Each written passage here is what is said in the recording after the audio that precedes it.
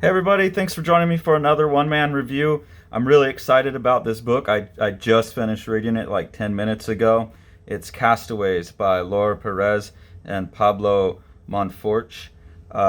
Monforte, I don't know. It's published by Dark Horse. It's a really tender book, and I grabbed it because I just discovered Laura Perez on Instagram and love her artwork.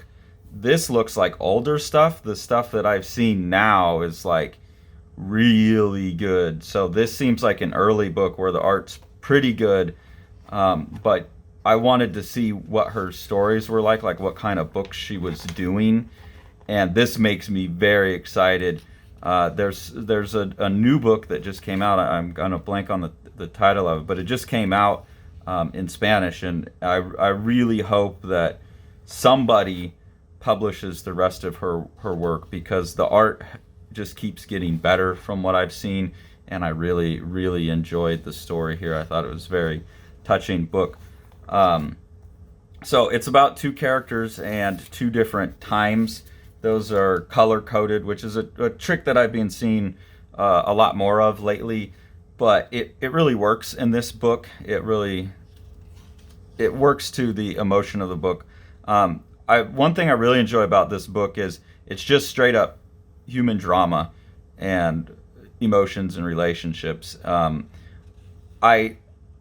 still curious to see if you could tell a story as impactful as this without the structural trickery of switching back and forth between two timelines, two different times, like 10 years apart. But in this story, I think it needed to happen that way because it's a little bit about memory. And so when you're jumping back and forth between times, and you'll see here's the other kind of color coded time. This is 1991 and this is 1981.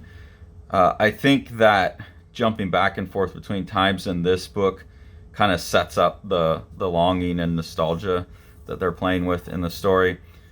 So you have this character here, Alejandra or Alex, and she's interested in this like fanzine publication that she's holding there.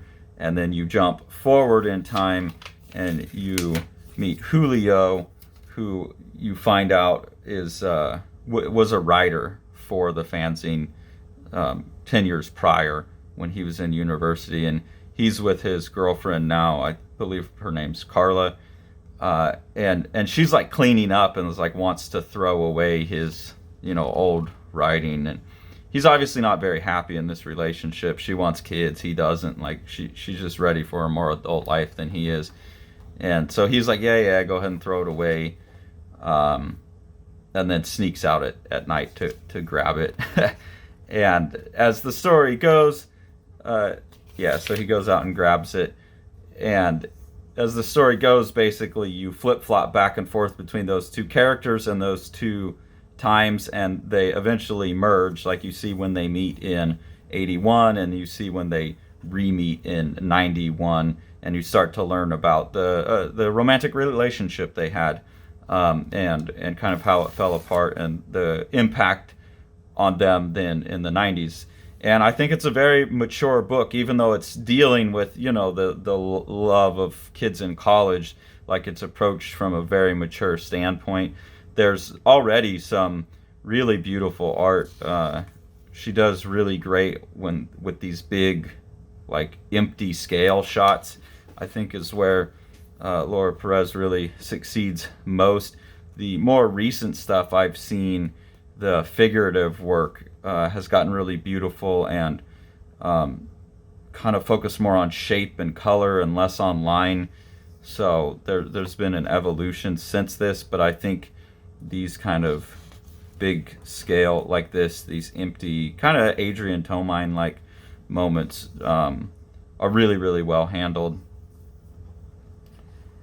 And then here you see they, after spending time seeming like these two characters are never going to meet in the two time zones, they come together and kind of have some moments. So you get to see their moments in the 80s and the moments in the 90s. Here's another just really great illustration to show off. The printing of the book It's on kind of flimsy, coated, shiny paper, which I don't like so much. I think this artwork would be really nice on a heavier, uncoated paper, so it felt more like a print. But that's a personal preference. I don't know if the artist is involved in that, but especially with what I've seen of her newer work, I would love to see like a really something that looks like a collection of lithographs rather than just these shiny kind of computer printings. Um, Already was digging the book, and then when you get into the really emotional content of it about halfway through, there's a lot of moments of writing, but that are really well written, really good dialogue. But I had to point out a couple that really landed with me. Here, she's telling him that she likes him because he's an obsessive. And she says, I trust people who always talk about the same subjects, the same words and dreams. I see their honesty. There's something authentic in obsessions, something that makes their eyes shine. And I like that. I feel that, like people are just kind of humans to me until I find out what drives them, what they're passionate about. And I like that. When you're obsessive, you can't help it, so you can't hide, and there's honesty in that. And I thought that's a really, we'll say well observed, but not in terms of drawing, but in terms of human behavior and emotion. Like that's the kind of stuff that I really want out of books these days, are those moments of wisdom in the dialogue more than anything else. And so this book really, really nails that home for me. There's a lot of moments like that. And this was another one. Well, you can always fall in love with nostalgia, which this book has that nostalgic feel, but I'm warning you, it's not usually reciprocal. And I really like that too, because I've seen a lot of nostalgia lately, and I'm 40 now. I'm supposed to be having a midlife crisis, and I feel the nostalgia is tempting, but I think it's worth fighting. I like to be a forward moving person, and I'm skeptical of nostalgia, and I think that summed up why. Like it's not reciprocal. It's gone, man. Like the future's coming at you. So I thought that was a really beautiful moment of writing.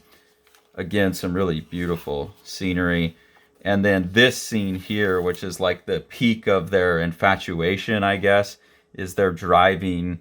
They're going on this surprise vacation. And he says, "Are you happy?" "Yes, much more than that. I'm happy and grateful for every coincidence and every word, all the decisions that I've made up until now, throughout my whole life, to be able to get to this moment, this exact instant, I stretch out my hand." And I think that's a really good portrayal of like that peak of infatuation, is like in that moment, everything feels so perfect and magical. That's like everything came into that moment. And then they showing that moment fall apart too throughout the book. So stuff like that, man, like I really feel like yeah, this is the kind of mature type of stuff I want out of comics. Really, really please somebody publish the rest of Laura Perez's work, because what I've seen of the artwork just gets better and better. Yeah, it's an artist that I'm really excited about. I don't know how much of the writing is Laura Perez's writing and how much of it is Pablo Monforte. They're not really credited as one way or the other. They're just kind of dual credited. So I'm kind of hoping, that her hand in the writing, that she had a pretty good hand in the writing, because I think some of the newer stuff is just her on her own. But an artist I'm really excited about, and I hope I get a chance to get more of her work and have a more complete collection. And definitely recommend going and getting this. If we can get them to sell a bunch of copies quick, then that's probably going to up the chances that we're going to be able to get more of her work translated. So thanks for following along. Take it away, Jack. You want to see all these books? Smash that subscribe button and the like button and the bell, and then you get them.